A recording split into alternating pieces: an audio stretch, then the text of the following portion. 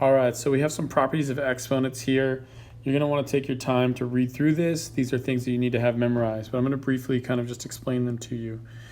Basically, if you have this, see how these are two different bases, but you have the same exponent, you could kind of just multiply them together and put the exponent on the outside, and you could also go backwards. That's if you're multiplying different bases with the same exponent. And the same thing if you're dividing different bases with the same exponent, you could put them together as one division problem with the exponent on the outside of the parentheses. And you could do that in reverse.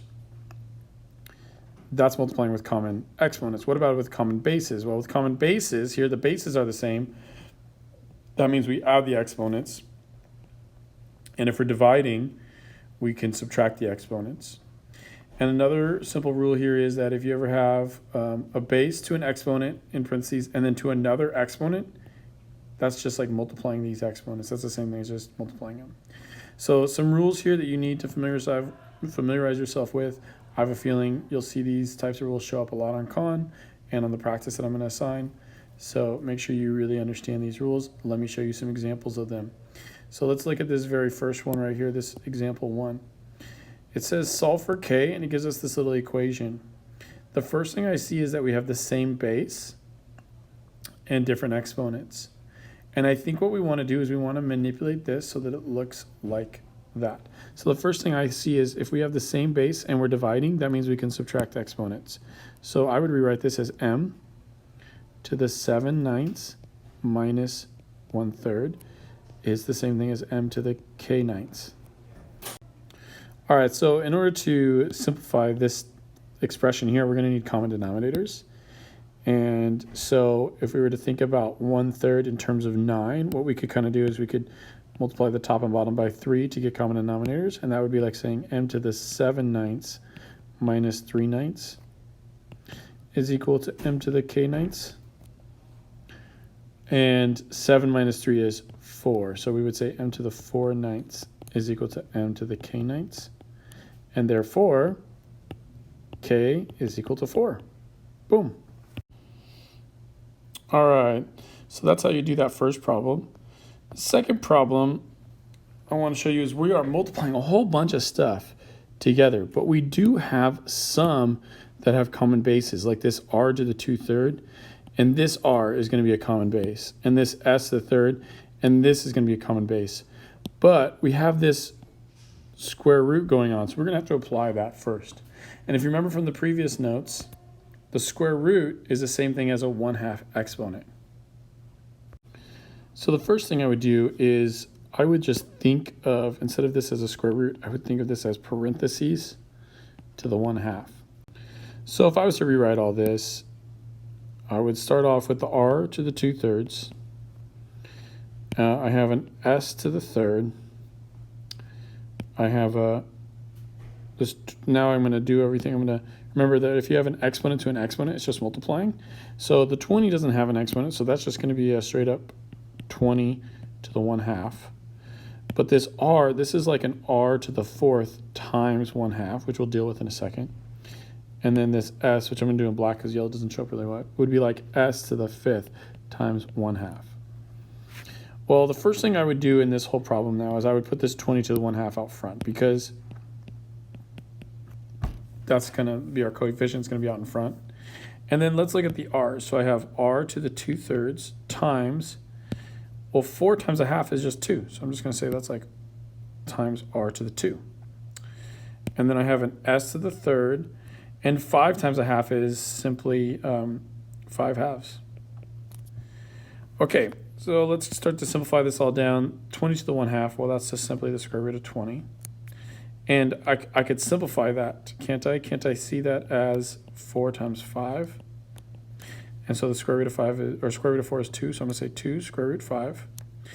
And then remember, when I have the same base in my rules above, I add the exponents. So in order to add these, I need common denominators. And so let's just remember that this is really like 2/1. So to make it with the denominator 3, I'm going to multiply the top and bottom by 3. And so really, this is like saying r to the 2/3 plus 2 times 3 is 6/3. Okay. Then I have times s, And again, I'm going to need common denominators. Now I want a 2, so I'm going to multiply the top and bottom by 2. So this is like saying s to the 6 halves plus 5 halves.